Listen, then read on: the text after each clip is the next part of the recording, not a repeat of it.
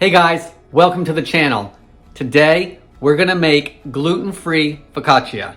And this is a new recipe for me, so be sure to stick around till the end to see if it comes out or if we need to troubleshoot this recipe. I'm Jamie with SavorySaver. I share gluten-free recipes, tips, tricks, and resources to make your gluten-free lifestyle easier. So please consider hitting subscribe and let's get started. Okay guys, so just a couple things before we jump into this recipe. I haven't made it before and I like to go over some of the tips and my observations before I even start the recipe with you guys to help you guys make an informed decision on if you want to try this or not. So I got this recipe off The Spruce Eats. It is gluten-free, of course. It's also egg-free, and I recently had a viewer that asked about gluten-free / egg-free recipes. So Levon, if you're watching this might be one for you to try. It uses Bob's Red Mill 1-to-1 baking flour. This already has the xanthan gum in it, so we're not gonna have to add that. A couple more things about this recipe. There's only 7 ingredients. There's only 8 steps. Each step is super easy. There's not a long mixing time. You don't need to bring out the great big mixer for this. We're gonna mix it by hand. It has a short rising time, only about 30 minutes. And the recipe itself, which I will link to below, has the steps to make it. It has how to store and freeze it. It has a bunch of recipe tips and variations. So in just looking at this recipe, this is probably one worth trying if it comes out, of course. Now, let's get to baking. Okay, to get this recipe started, I have a large bowl, and to that bowl, I want to add a 1.5 cups of warm water. You want that about 105 to 110 Fahrenheit. To that, I'm going to add 1 packet of instant yeast. That's 2 1/4 teaspoons.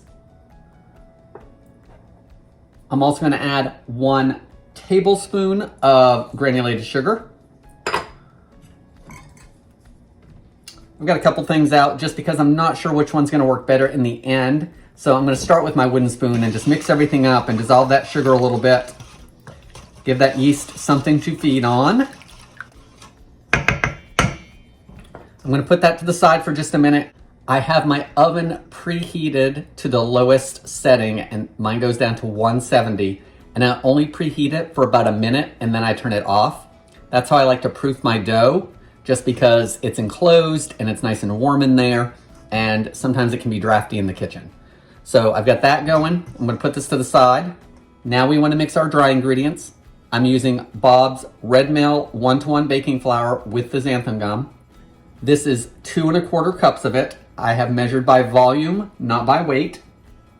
To that, I'm gonna add 2.5 teaspoons of baking powder, which is an interesting ingredient in bread because usually we get all our rise from the yeast. So maybe this is some insurance that our focaccia will rise. So I'm gonna put that in there. I'm also gonna put 1/2 teaspoon of salt. This is fine salt, so use whatever fine salt that you like. The recipe actually has you add everything to the bowl, and I'm not gonna do that. I add it to this bowl so I can give it a good mix just to distribute everything before adding it to the wet ingredients.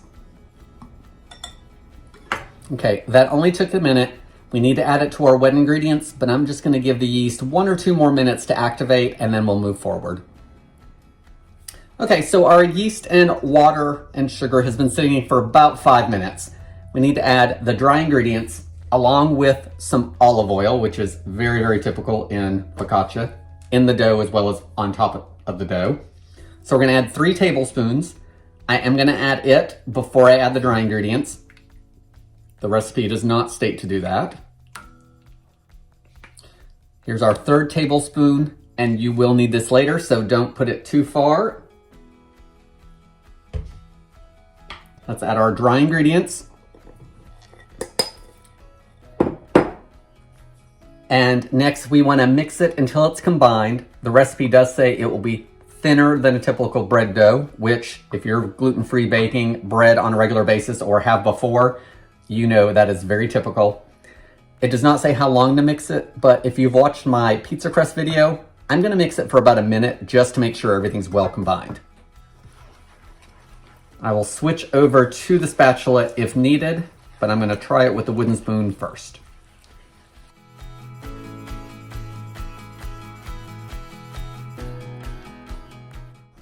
Okay, I've been mixing for about a minute, and the big thing I was looking for when I did this is to get those lumps out of all the flours.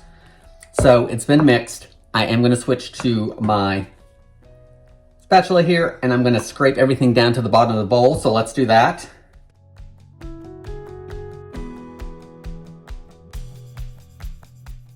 Okay, I've pushed everything down to the bottom of the bowl. We need to cover it with plastic wrap, and normally I would spray the plastic wrap to prevent sticking, but I don't think that's gonna rise up to the top of the bowl that I'm using, so I'm just gonna cover it.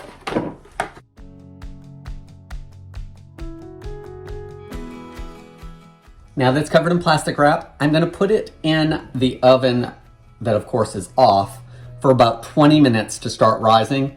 The last 10 minutes, because this needs a 30-minute rise, I'm gonna take it out, just put it on the counter and preheat my oven to 400 degrees Fahrenheit. Once the oven is preheated, we will move forward with the recipe and get this baked off.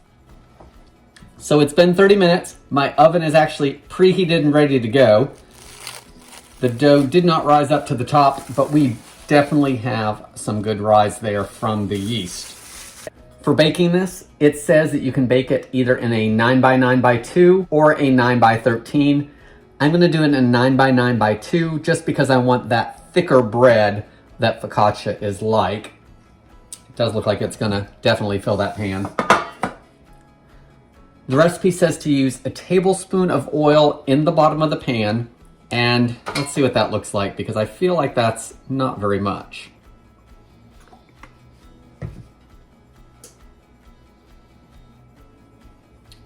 All right, I am gonna add just a little bit more to my pan.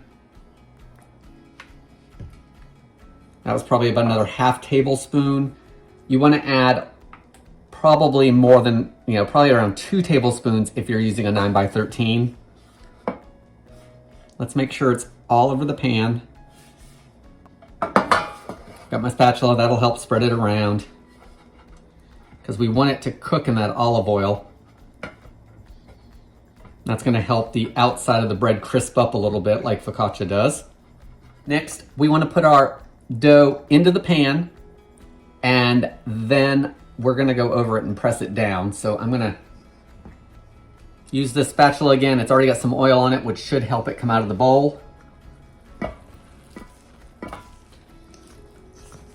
It's deflating some, but we're gonna have to be okay with that.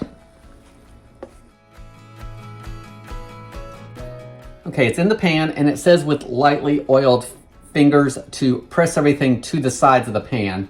So let's go ahead and do that. Just be gentle with it. Let's see what it does. I'm getting some sticking.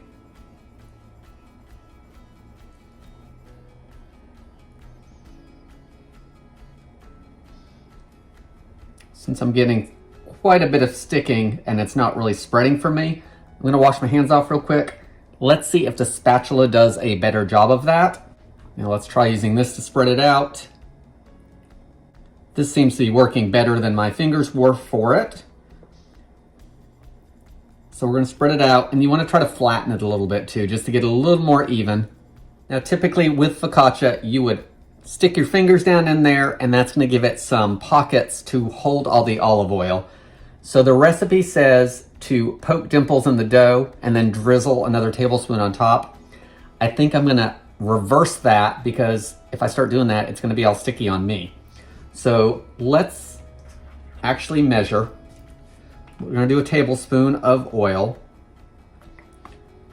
I'm gonna drizzle it all over the top and then I'm gonna use my fingers and poke some holes and we'll see how that goes.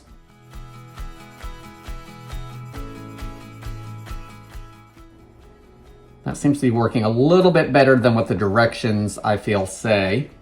So there are some dimples in here. At this point, we can also add additional toppings. So let's clean my fingers off.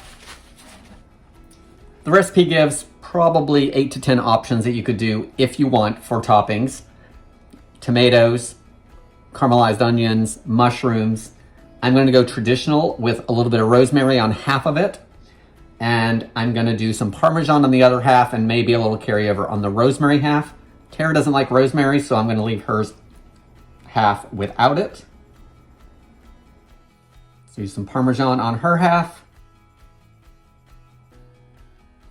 Looks like I have enough to do on mine as well.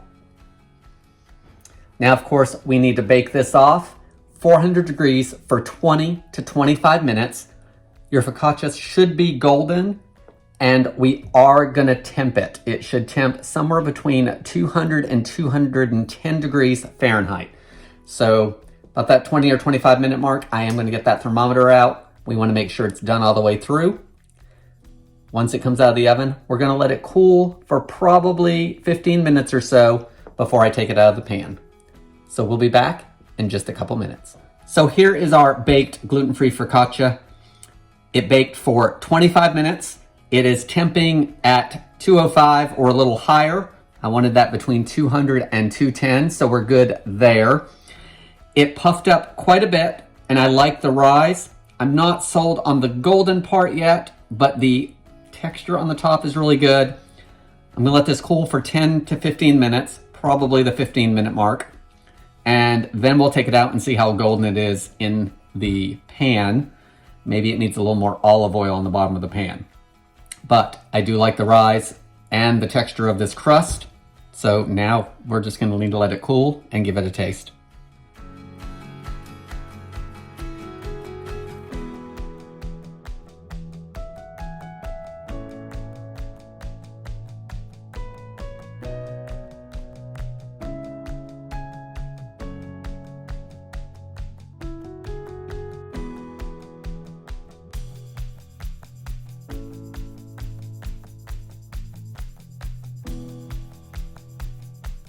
So I've got our gluten-free focaccia out of the pan.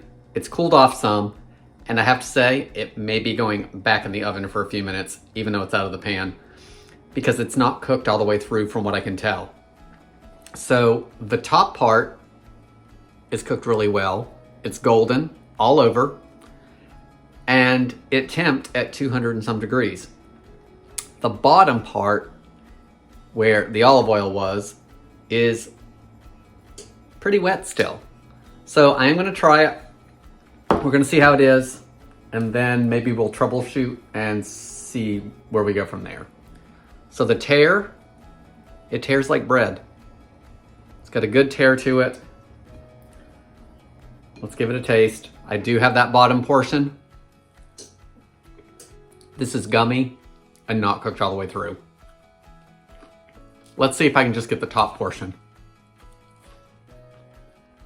So the top portion tastes really good, has a good crispness to it, tastes like bread. So I think what I'm gonna do is I'm gonna pop this back in the oven, 425 this time, for 5 or 10 minutes, just to see what happens. So our bread wasn't cooked through, so I decided to bake it longer, even after it sat out for like 20 minutes. Put it back in the oven, 425 degrees, and baked it for an additional 15 minutes. Then I decided to eat lunch, so I just turned the oven off and left it in there. So it did darken up some more, which I actually kind of like the golden crust better now. There is still that dark line at the bottom, so I don't know how it's going to be when I break into this piece again. The other two pieces did the same thing, but the crumb isn't too bad. So it still looks pretty good. I'm sure the edges are drier than the inside is. So I'm gonna break into this one piece and we're gonna see how this is. It's nice and crisp now. It's still actually pretty warm in the middle. See how it does taste. So I have to say that the inside still has some gooiness to it. Still not cooked all the way through. I'm sure it has something to do with the absorption of the liquid and the oil. Not sure if I would do this recipe again. If I did, I would definitely adjust that temperature up about 25 degrees And I would probably increase the baking time another 5 or 10 minutes just to keep that heat on the bread baking it. The larger, 9 by 13 pan, if you were doing it in that, might offer a better bake because of course we're, increasing that surface area of the bread.